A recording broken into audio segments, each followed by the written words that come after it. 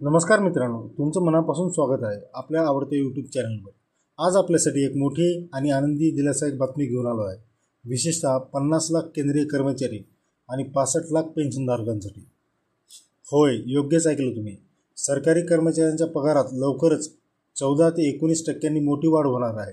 नुकत्याच आलेल्या आकडेवारीनुसार आठव्या वेतन आयोगाची अंमलबजावणी होताच कर्मचारी आणि पेन्शनधारकांच्या खात्यात दरमहा 14,000 ते 19,000 रुपयेपर्यंत वाढीव पगार जमा होण्याची शक्यता आहे।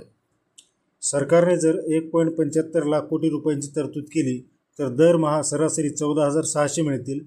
तरतूद 2 लाख कोटी असेल तर वाढ होऊन ती 16,700 होईल आणि जर 2.25 लाख कोटीचे बजेट ठेवले तर वाढ होईल थेट 18,800 प्रति महिना।